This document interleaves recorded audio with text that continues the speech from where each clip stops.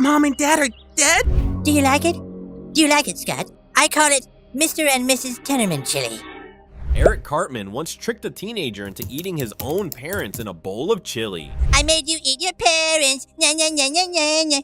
This disturbing portrayal of childhood sociopathy taken to the extreme raises alarming questions. Studies show that up to 1% of children exhibit severe conduct disorders. From manipulating others to committing shocking acts, Cartman's behavior pushes boundaries. In this documentary, we'll analyze Cartman's most controversial moments, comparing them to real-world examples of juvenile delinquency and societal dysfunction. How does South Park use Cartman to illuminate the hidden complexities of childhood psychology? Are his actions pure fiction or a mirror reflecting our darkest truths? In the vast pantheon of Eric Cartman's misdeeds, the Scott Tenorman incident stands out as particularly heinous. This event crystallized Cartman's capacity for extreme cruelty and revenge, showcasing his defining traits of selfishness, manipulation, and lack of empathy. The incident involved Cartman orchestrating an elaborate revenge plot against an older student who had humiliated him. Without revealing specifics, the outcome was shocking and demonstrated Cartman's complete disregard for human life. This level of calculated malice, even within the context of a satirical show, raises unsettling questions about the potential for extreme behavior in children. Dr. Elizabeth Kaufman, a developmental psychologist at the University of California, Irvine, explains that while such extreme acts are exceedingly rare in reality, they do occur. Childhood sociopathy, more accurately termed conduct disorder, can manifest in severe antisocial behaviors. However, cases as extreme as Cartman's are thankfully almost non-existent in the real world. The psychological factors behind such extreme behaviors in children are complex. Dr. Robert Hare, a psychopathy expert, notes that early signs of sociopathic tendencies can include a lack of empathy, manipulative behavior, and a disregard for rules and social norms. These traits are consistently displayed by Cartman throughout the series.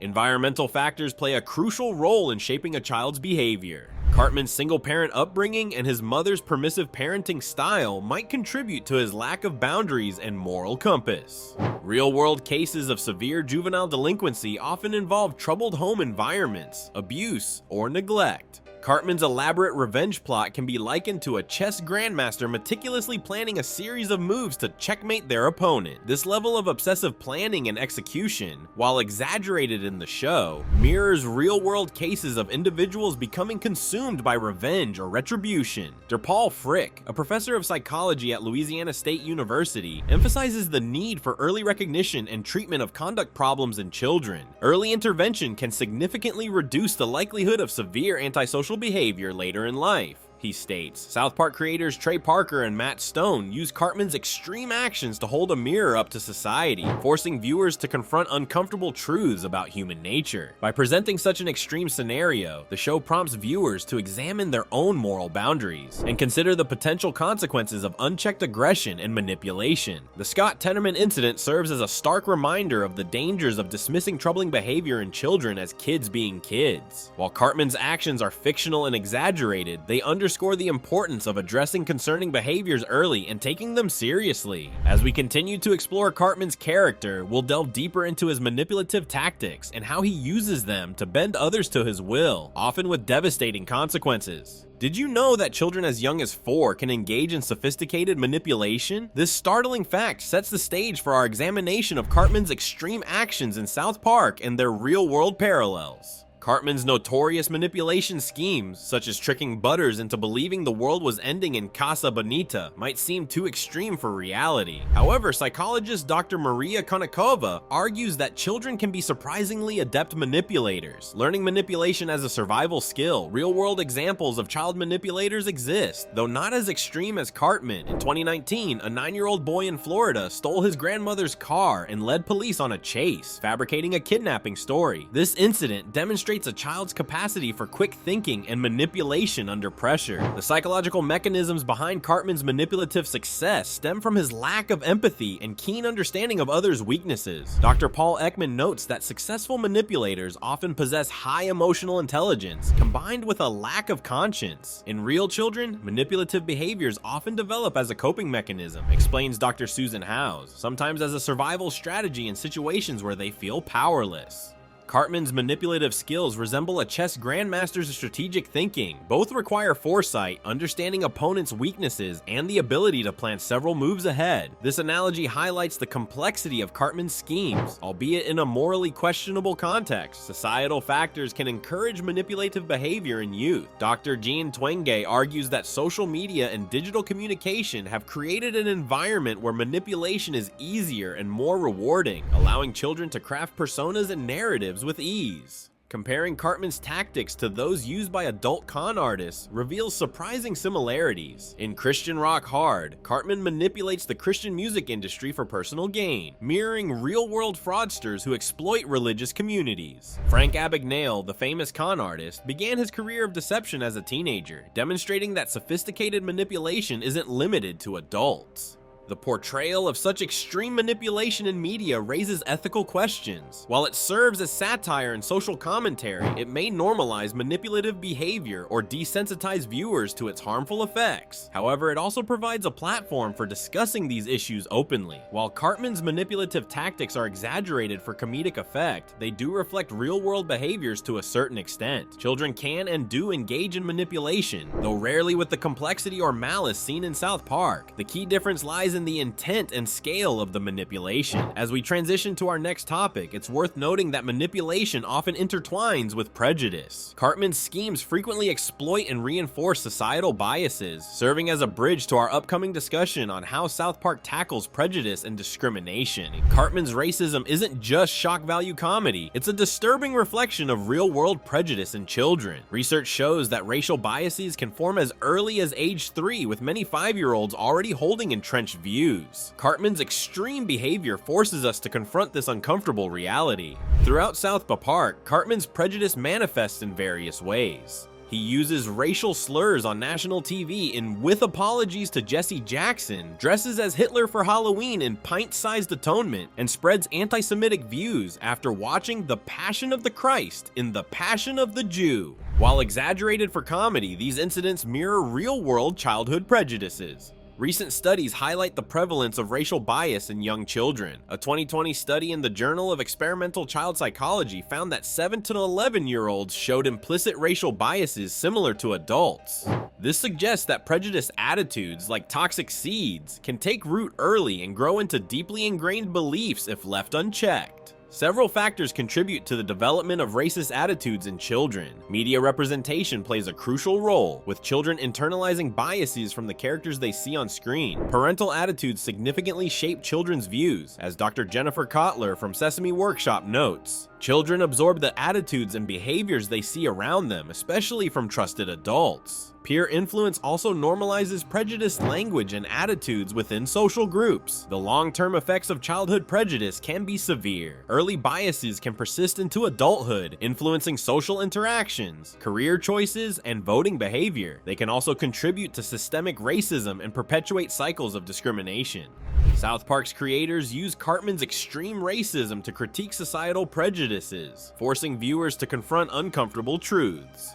However, this approach raises questions about the effectiveness of using shock value to address serious issues. Dr. Rodolfo Mendoza Denton, a psychology professor at UC Berkeley, argues that while satire can make people more receptive to discussing difficult topics, there's a fine line between satirizing racism and potentially reinforcing it. Examining Cartman's racism provides insight into real-world prejudice and reveals another disturbing aspect of his character, his embodiment of toxic masculinity. These two forms of bigotry often intersect, with racist attitudes frequently accompanied by sexist beliefs. In Cartman's case, his desire for power and dominance fuels both his racist and sexist behavior, creating a character that embodies some of society's most problematic attitudes.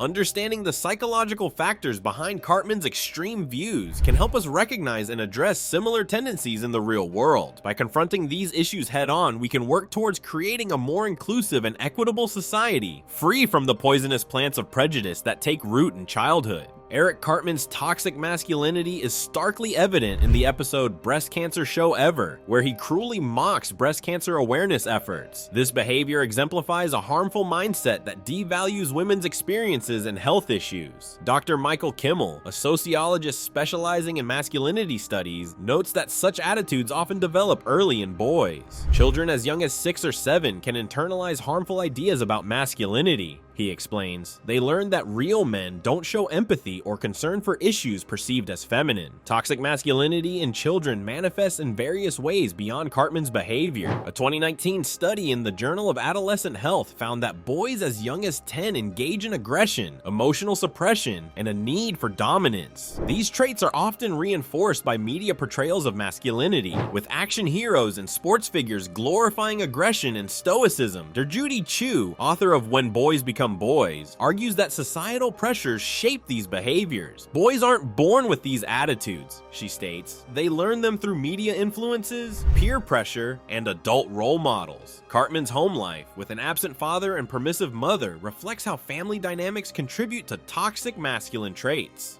The long-term impacts of early toxic masculinity are severe. Dr. Ronald Levant, former president of the American Psychological Association, warns that boys who embrace these attitudes are more likely to engage in risky behaviors, struggle with emotional intimacy, and perpetrate violence later in life. The spread of toxic masculinity can be likened to a contagious disease, infecting peer groups and perpetuating harmful norms. Like a virus, it adapts and mutates, finding new ways to express itself in different social contexts. Cartman's influence on his friends, particularly Butters, demonstrates this infectious nature. South Park's creators use Cartman's exaggerated behavior to critique broader societal issues. By pushing his toxic masculinity to absurd extremes, they force viewers to confront uncomfortable truths about how we socialize boys. The episode Bored Girls, where Cartman vehemently opposes trans athletes, highlights how toxic masculinity intersects with transphobia and misogyny in real-world debates. However, the effectiveness of using satire to address serious social problems remains debated. Dr. Lauren Berlant, a cultural theorist, argues that satire can sometimes reinforce the very attitudes it aims to critique. There's a risk that viewers might miss the underlying criticism and instead identify with the problematic character, she cautions.